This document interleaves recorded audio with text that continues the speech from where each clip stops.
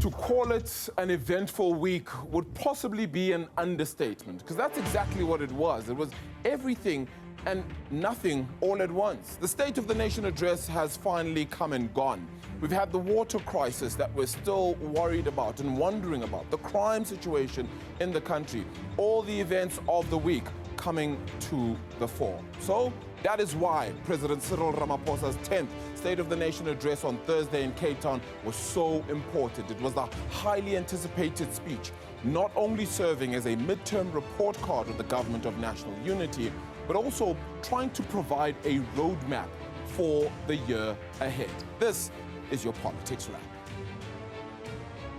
I have directed the Minister of Police and the SANDF to develop a technical plan on where our security forces should be deployed within the next few days in the Western Cape and in Gauteng. In one of the most significant policy shifts of the week, the president announced the deployment of the army to support police in tackling gang violence and illegal mining. This follows an intense spike in gang wars, particularly in the Western Cape, as well as parts of Gauteng. By Friday. No. You said tomorrow. What is it? Today it's Wednesday. Tomorrow. No. We'll push today. We'll push We've had 9 days. I want to see other people go 9 days. Have water. I'll work very hard and to ensure that we do bring water. Frustration galore by some Johannesburg residents. The president announcing the formation of a national water crisis committee, which he personally will chair. Ladies and gentlemen, welcome to your week in politics. My name is Arabile Gumede. Let's get straight into your big stories for the week. Now, President Cyril.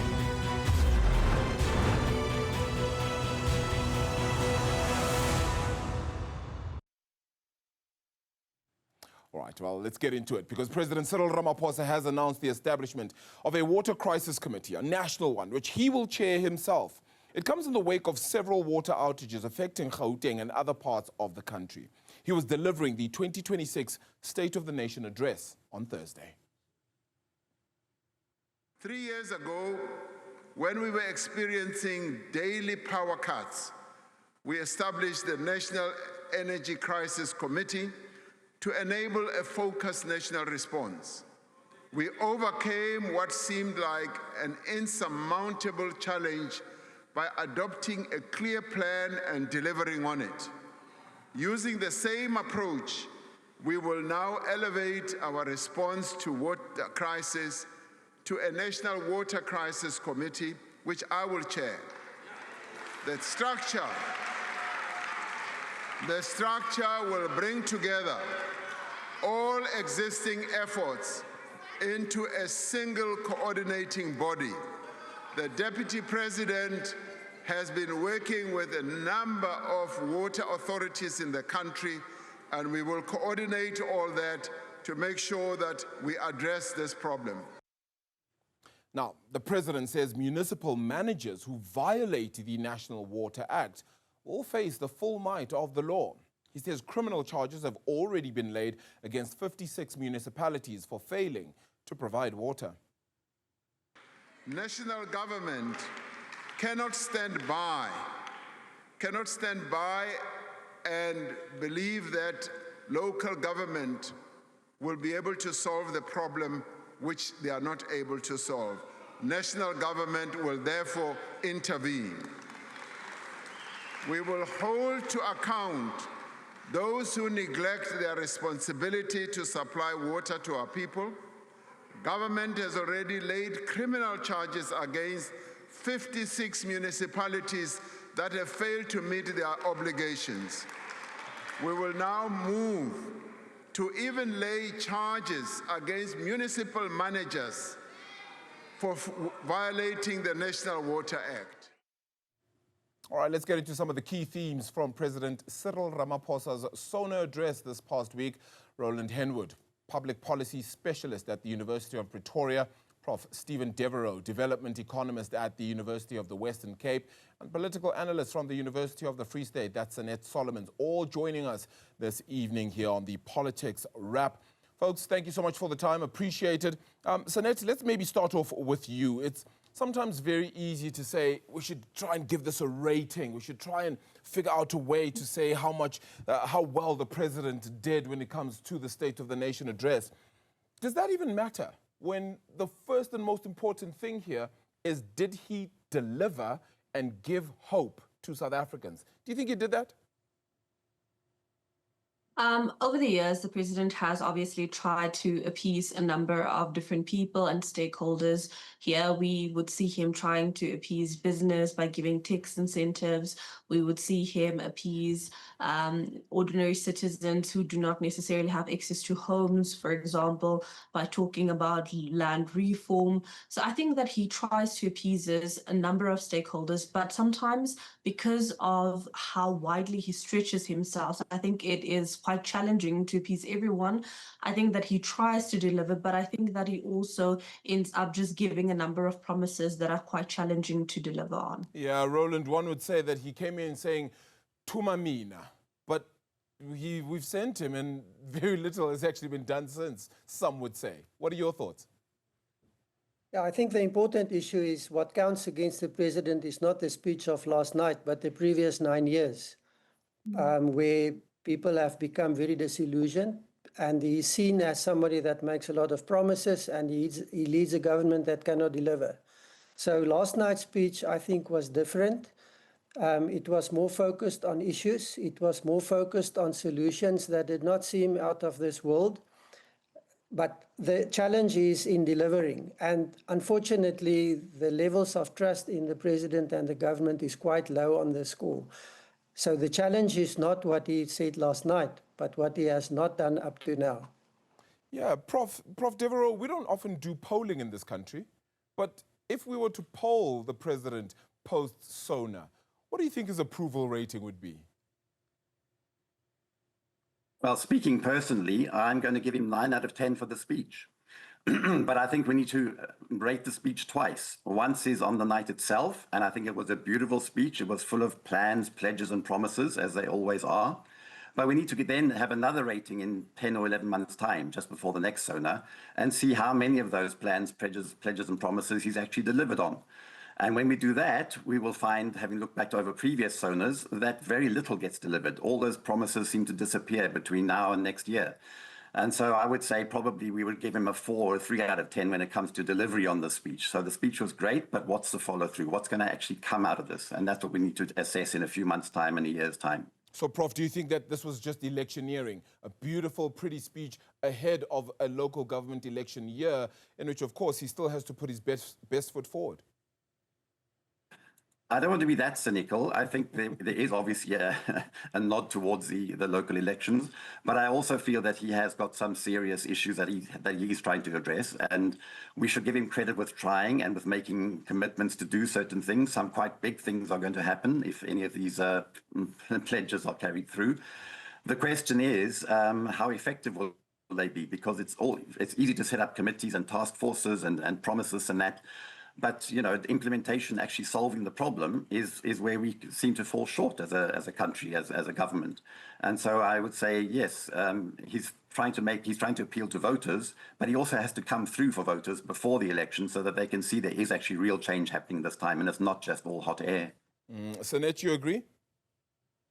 I certainly agree. Unfortunately, the president at this point in time, if we had to look at his track record, has not been able to deliver on many of his promises. For example, I believe it was a year or two ago, he mentioned increasing policing, and now we see him deploying the army instead of having delivered on that promise. But that's just one of many such promises that he has made. Again, his track record doesn't seem to support what he says that he wants to do. And I think that while we've seen the establishment of committees that have delivered, I think if we had to be honest, I would say 9 out of 10 times the committees actually don't deliver, and they actually just cost a lot of taxpayer money. Is the point of doing them, though, Sanet, to ensure that the institutions of democracy continue to work, and I think he keeps proving that. He keeps wanting to show that despite people wanting action to have been done against Senzo Mkhunu, for example, the commissions of inquiry reveal even more. I do think that a lot of information comes from these commissions of inquiry. I mean, there was so much that came from the Zondo Commission. Now there's so much coming from the Madlanga Commission. But unfortunately, the prosecution doesn't necessarily always go very well. We've seen that the MPA has dropped the ball on a number of very high-profile cases. And it could either be due to a lack of capacity, it could be due to time constraints and obviously people wanting to see results. And it could just be incompetence, but it is very hard to judge from the side, indicating what could be resulting in terms of that. I think as a president, your job should not be to be the chair of a water committee. I think that there are capable ministers and other stakeholders would be able to address this very serious problem in the country. I think that yours is to have strategic vision. It's for you to lead the cabinet and obviously to lead the country. And I think for that, we need more vision, we need more strategy, and we do not necessarily need him to be doing that. I think that, again, there have been countless reports, there have been countless inputs in terms of how we could fix the water infrastructure in terms of the country. For some areas, it would be just infrastructure development that needs to take place. For others, there is a lack of maintenance taking place.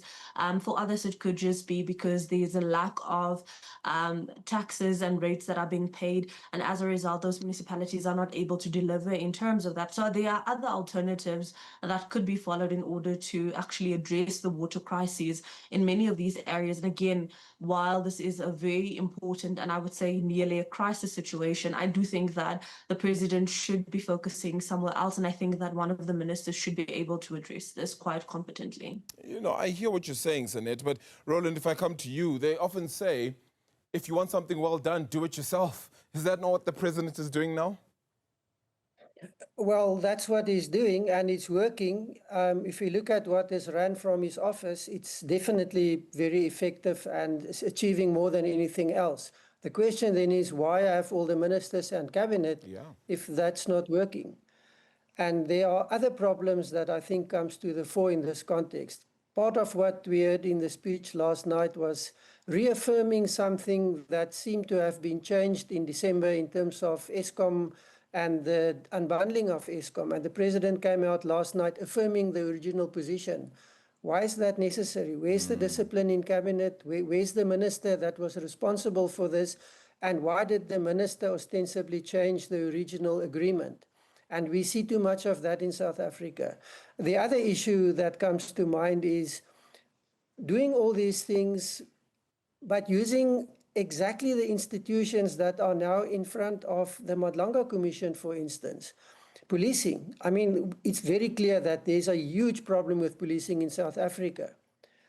We haven't seen any new developments or solutions to the problem, but policing is a key element of what is going to happen in the next year to address our problems. Now, please, I'm not saying everyone in the police is criminal or not doing their jobs. But there are certain issues that needs to be resolved before we can look back and say, okay, this is now probably something that can work. And it's exactly these reasons that make people doubt the president. You referred earlier to the president chairing the Water Commission, and he alluded to the success with energy and electricity in resolving load shedding.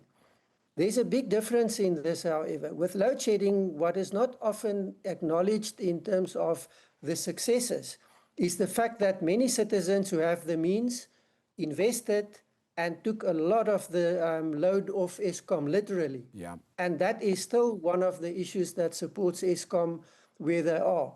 You can't do that with water because you can't buy a panel or something and make water. We have the water that we have. So this is going to be much more difficult, much more capital intensive, and it's not something that ordinary citizens who have the means can jump in and quickly alleviate a lot of the pressure. So there are certain issues that I think are presented in a very simplistic way based on historical achievements. Going forward, it's not going to be that easy. Yeah, I think the electricity one, I have so many issues and concerns about. And while it looks like a success story now, let's not forget that President Cyril Ramaphosa was tasked with fixing Eskom back when he was still deputy president. All right, so that's more than 10 years ago. So it's taken a very long time. Are we saying that this crisis committee could take just as long here, Roland, that it's going to take, because as you said, it's a bigger problem, it's a worse problem, it's a more difficult problem possibly to even solve? I don't think it should take that long. There are basic things that need to happen. It's going to require a lot of money and dedication and oversight, but it can be done. Who is going to do it is the question. Clearly, we cannot have, in this instance, Johannesburg Water do this because they haven't been able to make any changes and differences that are meaningful. So someone or something else must happen, and that may be the key for the president to unlock this and achieve measurable outcomes in a much shorter space in time. There are examples of this being done, but it's not been done by government. And I think that's the key. Now, one must say in his defense, throughout the presentation last night, as in a previous presentation he made, the key issue was partnerships, public-private partnerships, private sector knowledge and funding coming in. Of course, not everyone, especially in the context of the ANC, agrees to that. They don't like that. But that seems to be something that has worked. In this context, probably really required, because otherwise it is going to take long. It's not going to achieve. And here I want to share the sentiment that one must not be cynical. But pressure on this process is very important in the form of the upcoming local government election. So hopefully we will see meaningful engagement, meaningful achievements before we get to that very important period in the life of the country of South Africa. Ooh, very interesting. We're going to talk about the GNU a little bit later on as well. But Sanette, if I'm no longer good at my job and I'm failing at parts of my job and I don't conduct this interview well and my boss now needs to step into studio to now conduct these interviews, I'm basically fired. But Pemi Majodina, David Mahlobo, they're going to still stay in their jobs, aren't they? That's unfortunately the case with the public sector, as you rightfully mentioned. In many sectors, we have to adhere to our key performance areas. And I think one of the interesting questions would be... It's your week in politics right here on the Politics Wrap on Newzroom Africa. We're still talking about some of the key themes of President Cyril Ramaphosa's Sona address. Ronald Henwood, public policy specialist at the University of Pretoria, Professor Stephen Devereaux, development economist at the University of the Western Cape, and political analyst from the University of the Free State, Sanette Solomon's still joining us for this conversation. Prof, let me come back to you. Before we went to that break, I was just talking about the jobs are still safe for all these people. What is the point of these task forces?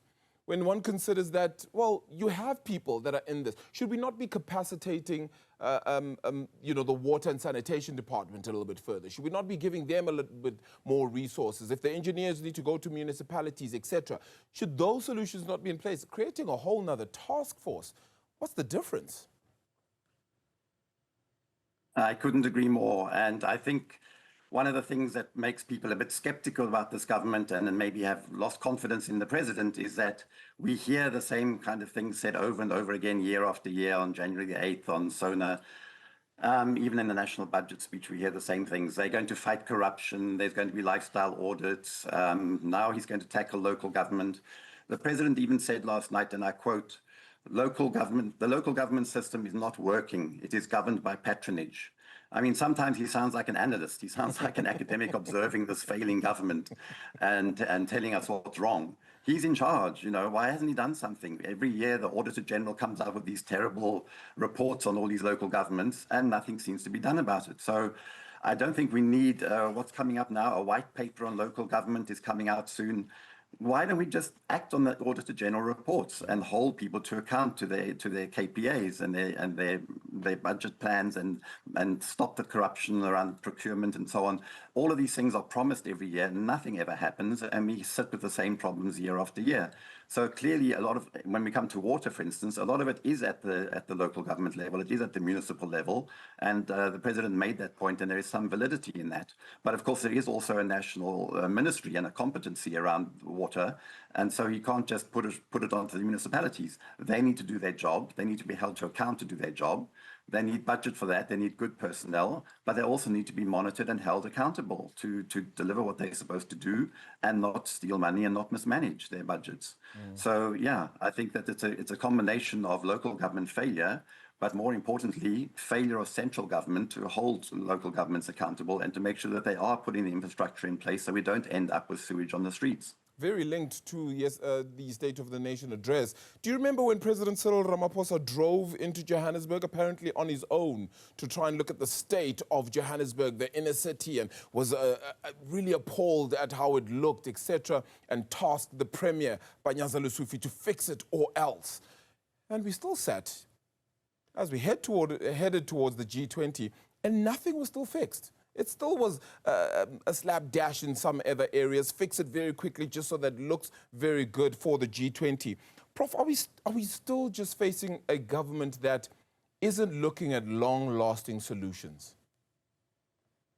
This is a very reactive government. When something hits the headlines and becomes something that even the middle classes are out protesting about, like the water crisis in places like Melville, then it suddenly needs a crisis committee. And so now we see the president is going to step in and set up a national water crisis committee and chair it himself. That's great, but we also have a food crisis in this country which doesn't affect the middle classes, and so there's no national committee or crisis committee around the food crisis, the food and nutrition crisis. And I hope you'll ask me a question about that, because I have quite a lot to say about the food and nutrition situation and how that received too little attention in the speech last night. But clearly, this is a government that reacts to the latest headlines, and that's why Eskom got into the state it did, which took years to get there. And that's why the water system has gotten to the state that it is, and took years to get there, and will take years to get out, because you have to rebuild the infrastructure, which has been neglected for decades, actually. Yeah. Prof, I'm going to acquiesce to your request in a moment. Let's get through some of the other points as well. So let me come to you.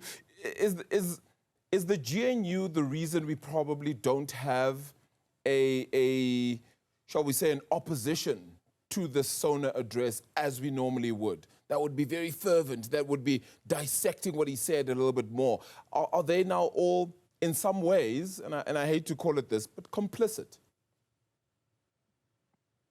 It is rather unfortunate. One of the key things about the GNU is the fact that they make up 2/3 majority of parliament, which means that we don't necessarily have an official opposition. We know that MK and the EFF have been trying to fill that role, but I don't necessarily think that they have the kind of support and the kind of numbers that they need to actually have a real or to form a real opposition. And I think as a result, you do have these other political parties obviously buying into what the government is saying or what the president is saying at that point in time. And they obviously make concessions within the government of national unity. And while it is a force or a way of stabilizing the South African government and ensuring that we stay intact, but I do think that we do need an official opposition. And I think that one of the key things, or one of the key reasons why we would, is like, for example, last year when we had the budget vote, you saw a lot of different political parties coming out and actually being opposed to that. I think that it holds government accountable, and I think that it results in better implementation of plans. And I think that without that, we just see a lot of decisions being made that are not necessarily in the interest of the country. Very important to kind of note the kind of decisions that are made, and as you said, maybe not necessarily in the interest of the country. Roland, let me come to you as well then, with a similar notion here. Are we just muddying along here?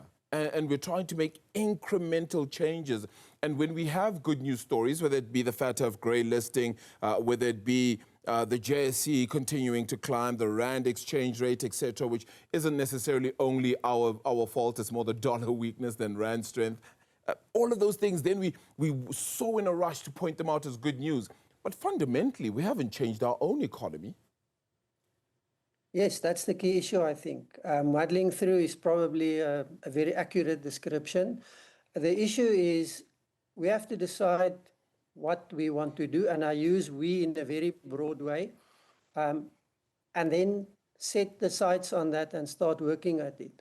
Most of what we want to achieve, if you listen to what the president said last night, requires a rethink and changing the point of departure and the policy framework. there is no aptitude or willingness to do that. And that is because of vested interests. And that is why we see a government that is reactionary, because we are not in a position, not willing to change the fundamentals that dictate what we do. There are two elements to that. The fact that government in general lives in a bubble. There is a complete diversion away from the life of normal South Africans. And I'm going to say it, just remember what Premier Lesofie said when he was asked about the water issue. He lives in a different world. Yeah. So that's a key issue. And that goes for many others in government. I'm not saying everyone, but many others in government. Second issue, of course, comes back to the populace, the voters in South Africa. There's a lot that still needs to happen in terms of democratization in South Africa. And part of that is the understanding the power of the vote, power of the individual in this process. It's not only the president that must keep government or the central government that must keep local government to account. The electorate has the power to do that, but we're not using it effectively in South Africa. And that is not something that is going to change overnight, and it's not a quick fix. But those are the fundamentals that inform the process, and that is what will force government to change its principled policy positions that clearly are not working. Yeah. But they are linked to that. They're not willing to change it because there are no consequences for them. Oh, consequence management, such a pivotal and important point. Prof, let me come to you very quickly. You wanted to talk about the nutrition crisis. I don't have too much time, but we thought we had been dealing with our exports very well, but the actual issue is internal. We've still got things like foot and mouth disease. We've got the sugar crisis in many ways, as you've seen petitions across the board. Your thoughts on how that was tackled at Sona? I want to commend the president for making this statement, and I'm quoting him. More than a quarter of children under 5 years are stunted. This is a massive crisis. We are on a mission to end child stunting by 2030. That would be fantastic. If they achieve that, that will be a wonderful thing, because that's for me, the bottom line indicator of development is whether children are well nourished. And we don't have well nourished children. We've had stunting of children under 5 plateau, flatline, or maybe even increasing since 1994. There's been no reduction in child stunting. What are they going to do about it is the question. He talks about the child support grant as being the foundation. Yes, it's very important. He said that the SRD grant has lifted millions of South Africans out of food poverty. That's just not true. The SRD grant is 370 Rand. It's very important for people who get it, but the food poverty line is 855 Rand. You can't buy half of what the food that you need to survive with 370 Rand a month. And maybe some of the government should try and live on 370 Rand a month, just to show that, just to make the point. So where are we going to solve the malnutrition crisis? Well, I think it requires a coordinated strategy. We need a national food and nutrition security plan. We haven't had one for 3 years. There is one about to be published, but it's been waiting. It's been blocked since last year. We need a national food and nutrition security council. And maybe the president could chair that so that we have similar attention to food as given to water. And of course, they're also very much connected. Food and water are very much both basic needs. But we need an integrated, holistic approach to dealing with the hunger and malnutrition crisis. It's not about lack of food. Even the foot and mouth disease outbreak is not causing a food crisis in this country in terms of supply or availability of food. It's about access to food. Food prices are too high. Last October, the president made a very powerful speech in which he called on the corporates, like ShopRite and other supermarkets, to bring down their food prices in order to make food prices affordable for the poor, which they are not at the moment. Even those receiving social grants cannot meet their basic food needs. So we need to look at the corporates, we need to look at the government, we need to look at the social grants, and of course we need to look at economic growth as well. Until we have real employment growth, not just social jobs, but real jobs, until we have economic growth more than 1% a year, we will not solve this problem of hunger and malnutrition. But it starts at the top, and it starts with the government accepting that we need a focused, coordinated, holistic strategy to deal with hunger and malnutrition in South Africa. Sonette, last word. You're the rose among the thorns. Of course you get the last word.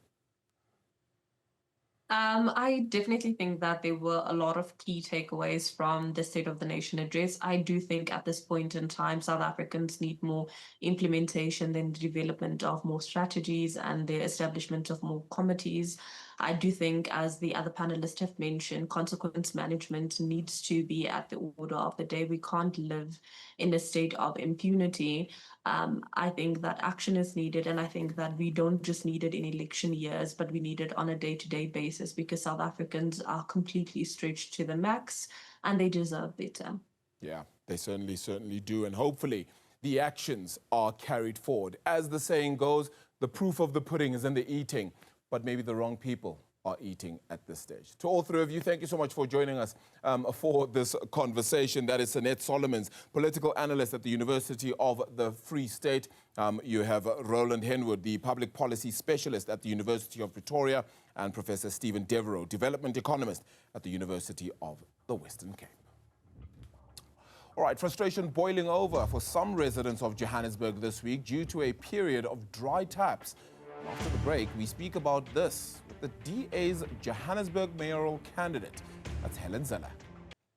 Welcome back. Cooperative Governance Minister Velinkosini Hlabisa says the establishment of a water task team shows that President Cyril Ramaphosa's commitment to confronting the country's growing infrastructure crisis head-on. The committee is intended to fast-track interventions and ensure accountability in the water sector. It will focus on addressing the long-standing maintenance backlog, particularly in cities with aging pipes where the water system has been on the brink of collapse.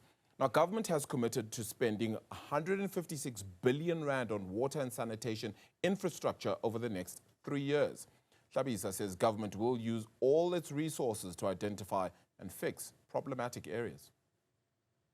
This crisis committee at a national level chaired by the president, it demonstrates the seriousness the president is giving to this body to personally become part of resolving these challenges. It's going to pull all resources and all the human personnel around to troubleshoot in the first place the areas that are problematic currently, but also to start a roadmap to plan how to deal with the aging infrastructure. Because most of these metros, these cities are the old cities. Yeah. Unfortunately, people who were responsible in the past did not pay attention to repairs and maintenance, and it is hitting us now. We need an emergency response. All right, well, all that came out at the State of the Nation address as well, right? So let's talk about the water challenges in Johannesburg, plus a little bit more. The Democratic Alliance chairperson and the Federal Council and mayoral candidate, Helen Zeller, joining us for a conversation here. Ma, thank you so much for the time. Really, really appreciate you joining us on the Politics Wrap.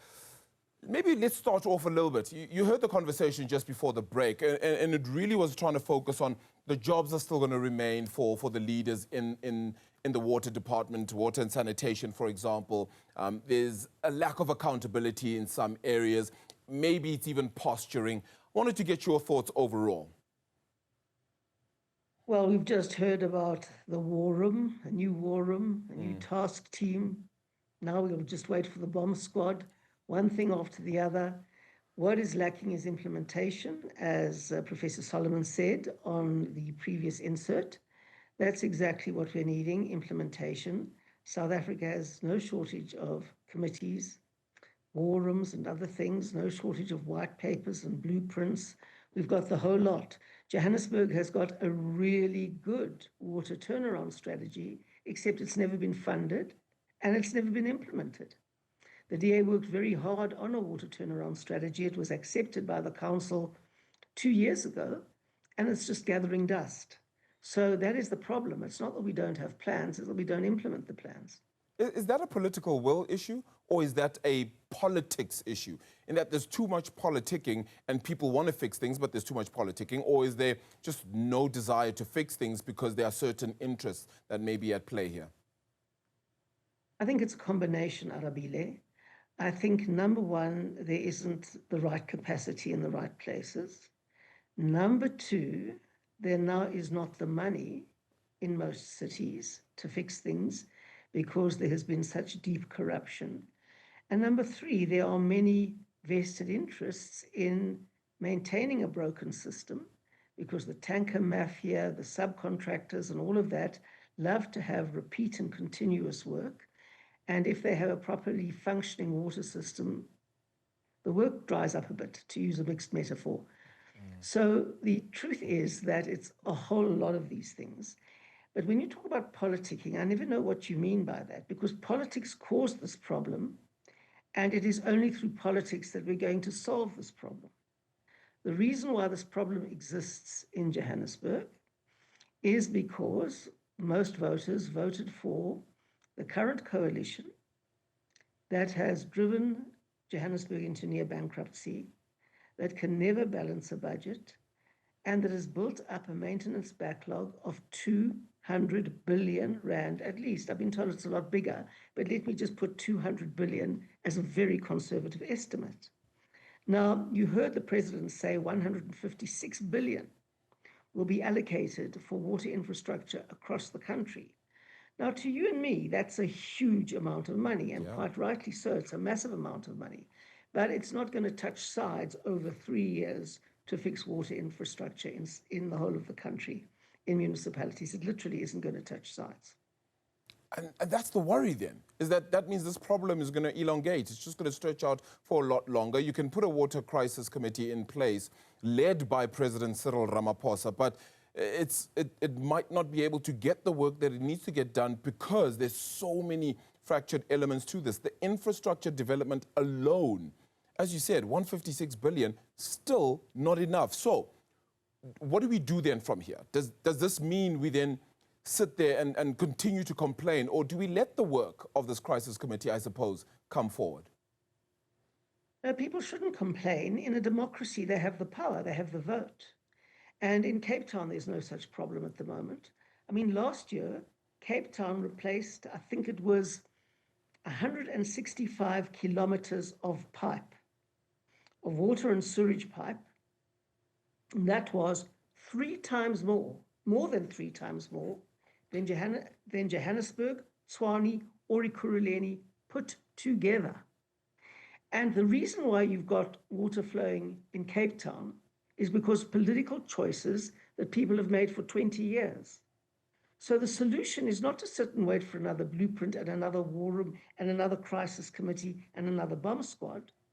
The solution is to vote for the solution and to start turning the corner that way. One might say, problem, that's a political solution. Yeah, one might say, though, if we shift like that, and that's not to say it shouldn't happen, I'm just playing devil's advocate, if I may, that one might say that if it doesn't happen that way, or if it was to happen that way, you change the administration, and then we start all over again. There's the reallocation of funding, a re-strategizing, etc., and that just delays the process even further. What would you say to that? Well, you've got to go forward, not backwards. That's the first point. And you don't have to re-strategize the whole water turnaround plan. It's there. It's a very good plan. The DA supported it. It was adopted 2 years ago. It's there. What we have to do is stop stealing the money. What we have to do is allocate the money and use it properly. And we hope that we're going to get a lot from the presidential task team, obviously, because Johannesburg has really used money like water, if you'll excuse the pun, and allowed a lot of it to drift away. And we've got to fix the infrastructure. I mean, the amount that Joburg is losing through leaks and through broken infrastructure has to be seen to be believed. And then the city council says to people, you've got to use less water. And people say, excuse me. Yeah. For many of us, there's been no water in our taps.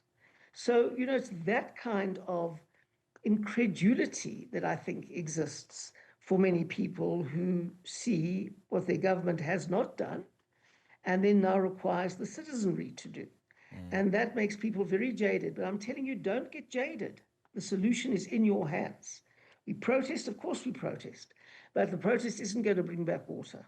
Yeah, no, it certainly won't. But one action that you're also engaging in is that court action against the city of Johannesburg with regards to the lack of provision to the water crisis. Tell us more a little bit about that, if you will. Yes, well, that water action that we're going to take to court now pivots on the existence of a water turnaround strategy, but the failure to fund it and implement it. And we're saying that Water is a basic constitutional right. It's not a favor that government gives to its citizens. It's an absolute right. And it's got to be delivered. And there's a good plan. It needs to be funded. It needs to be implemented. And it needs to have capacity behind it.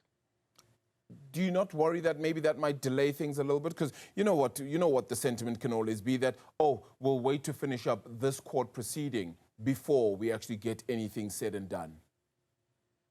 No, I think that it'll have the opposite effect, because I think the only answer in court is going to be, well, we are implementing it and we are budgeting for it. And so they better get on with it, because otherwise the court will see quite plainly that they're not.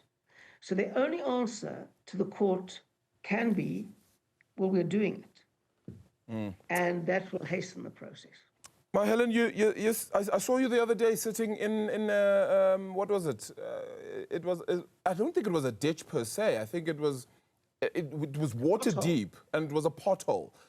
Where else are you going? Where else are you going for the electioneering? No, it was a crater. It was a literal crater. And fresh, beautiful drinking water was gurgling out of it. It had made a huge crater in the road. Now, President Cyril Ramaphosa has announced the deployment of the army to deal with illegal mining and gang violence in Gauteng and the Western Cape.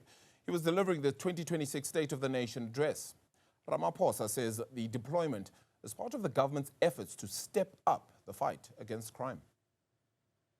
I will be deploying the South African National Defence Force to support the police, as we did to great effect with illegal mining. I have directed the Minister of Police and the SANDF to develop a technical plan on where our security forces should be deployed within the next few days in the Western Cape and in Gauteng to deal with gang violence and illegal mining.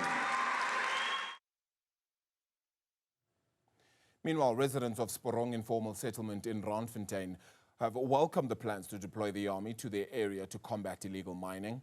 Last month, some people sought temporary refuge at a local community hall due to the escalating violence. Sijabule kakhulu si community, sijabulile sibona isupport engaka, siyaqala ukuyibona isupport hamba ngalohlobo ehamba ngakhona njengamanje. Amaphoyisa akhona futhi namanje sithenjiswe ukuthi amasotsha azoba khona uzosiza lana. So we are very happy ne process abasithembise yona ukuthi bazoqala ba-allocate abantu baqalile ba-allocatiwa. Even myself nge-allocated njengamanje ngithole indlu eDukumsres. So bathembisile abantu base-human settlement ukuthi bazofika bazo-allocate iviki neviki. So i-process ikhona nje, si-happy. I think ukuthi if ngeke bayibreak le nto abakhulume kithi soba happy kakhulu. Military and Defence Specialist at the University of Stellenbosch, Professor Abel Esterhuizer, joins us for this conversation. Prof, thank you so much for your time. Is this really a step up in the fight versus crime? Is that really what this is, or is this just a little bit more confusion? Yeah, interesting question. There's, of course, a high demand, it seems, at the moment, and should I add to that, high expectations in certain communities. It is, of course, within the constitutional right of the president to deploy the military inside the country. And that deployment, one should note, is always in support of the police. The military is not deploying as the main actor in the domestic security environment. It can never, not in terms of the constitution. But I think there's a number of factors we need to consider here, and perhaps the most important is a foreign policy matter, and that is the message that we're sending out if we deploy our military inside the country. Imagine the message that will be going out if the British military is deployed onto the streets of London tomorrow, or the French military, or the American military. And to that, I need to add that South Africa doesn't have a good history with the deployment of our military inside this country. And I should add to that historically also that militaries do not do well on domestic deployments. And that is true for militaries around the world. It is not only true of South Africa, it is a global phenomenon. And the reality is simple, that militaries are not designed, they are not structured, they are not equipped, they are not trained, and more important, they are not encultured to fight inside the country. Or I'm actually deliberately using that word fight because that is what militaries do. Yeah. Maybe I should say they are encultured, trained, equipped, structured and designed to fight foreign enemies. And so we need to keep in mind that militaries are what we want to phrase as adversarial instruments of power, and they're always looking for the enemy. And that is also true whether they deploy inside the country or not. Yeah.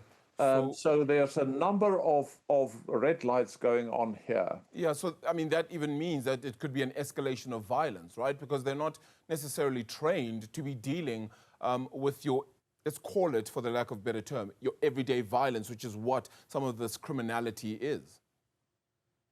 Yeah, the idea of minimum force, you know, if you deploy inside the country in these, let's say, community operations, the idea of minimum force is the central notion in how to deploy the military. And part of that has to do with a military that should be very well disciplined, a military that should be very well trained. And here I'm talking about specialized training, training for patrols in build-up areas, training to do roadblocks and to conduct cordon and search operations. And you need specialized equipment for that kind of operations. So the military should be really on top of their game. They should be specifically designed and in terms of their structure and in terms of command and control for these kind of operations.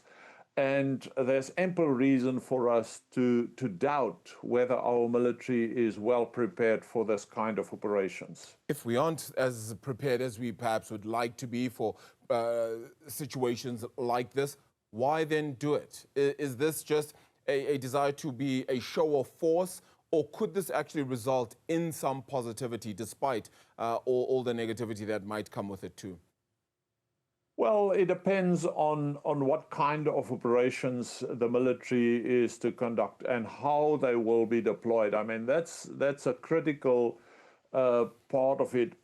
And I mean, the military can play a positive role here, and we need to keep in mind that our military have been on peacekeeping deployments into Africa for the last more than 20 years. So they've gained valuable experience in peacekeeping type of operations. But deploying in a foreign country and deploying in your own country is not the same. There may be benefits from this. They're bringing a lot of manpower to the table that the police may not have at the moment. But there's also a reason for us to be very, very cautious. And we have to think through this deployment in a well-planned manner. The president talked about a tactical plan. I want to say that they will have to develop a comprehensive strategic idea as to how they're going to deploy the military. You know, it's one thing to do the right thing. It's another thing to do it in the right way, and you need to tick both those boxes. Yeah, going to be very important to do so. Professor Abel Esterhuizer, that's all the time we have. Thank you so much, though, for joining us on the Politics Wrap to get a sense of that military deployment, the SANDF being deployed to parts of the country. Will it be effective? Well, that's all the time we have on the Politics Wrap for this week. So much has happened. A week is a very long time in the world of politics, We'll give you more as the week progresses. Thank you so much for joining us.